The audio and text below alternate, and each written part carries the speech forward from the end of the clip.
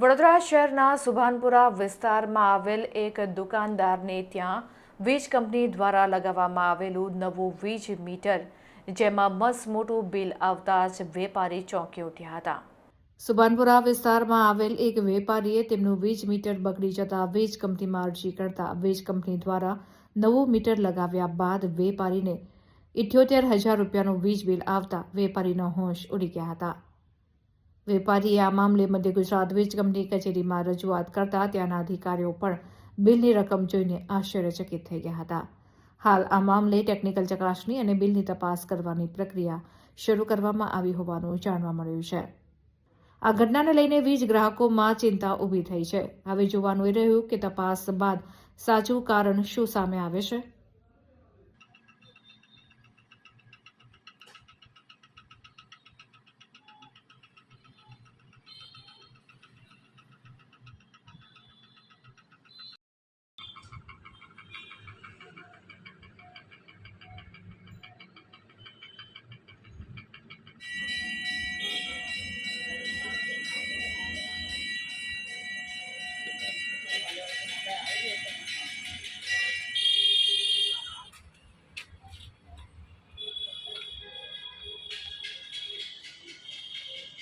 Line bill ભર્યું કે આપણે પુરાના બોલું તો પેલું મારી વાત સાંભળો એમાં શું છે કે વચ્ચે છે ને લોક મારી રાખેલું તે આવ્યા હતા તેમને લોક માર્યું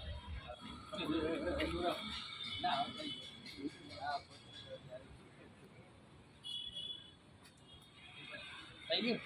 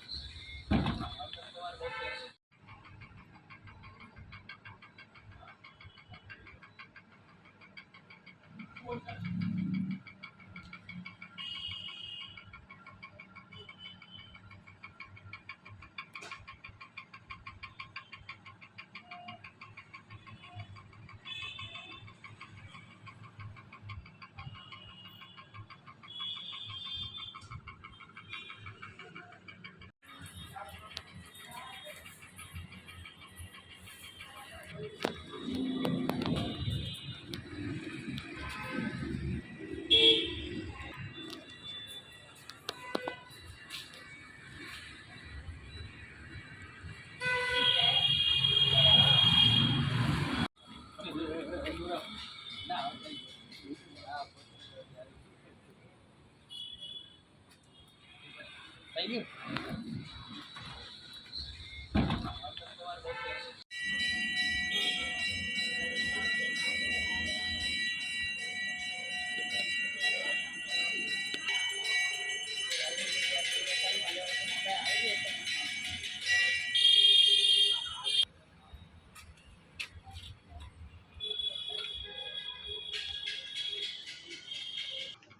હલો વડોદરા, મારું નામ અજય વાડા છે।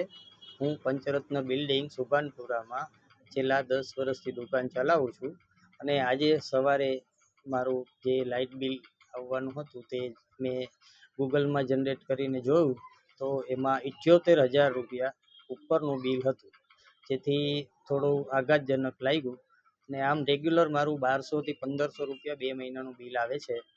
હવે આજે આટલું બધું બિલ જોઈ અને થોડું તો ચિંતામાં મુકાઈ ગયો અને સવારના પછી હું જીઈબીની ઓફિસે અલકાપુરીમાં પટેલ સાહેબની મુલાકાત લીધી અને એમને મને સારો રિસ્પોન્સ આપ્યો અને એને એવું સ્વીકાર્યું કે અમારા જે કર્મચારી ત્યાં રીડિંગ લખવા આવે છે તેમની ભૂલના કારણે આ બિલ જનરેટ થઈ ગયું છે। અને જે મને ફિઝિકલ બિલ તો હજુ સુધી મળ્યું જ નથી, પણ મને ખાલી ગૂગલમાં જ એટલો મેસેજ અને ત્યાં જઈને મેં ચેક કરાવ્યું તો ત્યાં પણ એવું જ બિલ દેખાડતું હતું 78,605 રૂપિયા। તો આવું જે બિલ મને મળ્યું અને મને ટેન્શન થઈ ગયું। તો હવે વડોદરામાં જે જીઈબીના કર્મચારીઓ છે તેમને મારી ખાસ વિનંતી કે જ્યારે પણ રીડિંગ લખવા આવે તો એ લોકોને વિચારવું જોઈએ કે ભાઈ બિલ આ જે એટલું મોટું બિલ કોઈ જોશે તો એને કેટલી તકલીફ થશે। હવે અત્યારે મોંઘવારીના સમયમાં આટલું બધું અચાનક બિલ આવી જાય તો માણસ ટેન્શનમાં મુકાઈ જાય છે।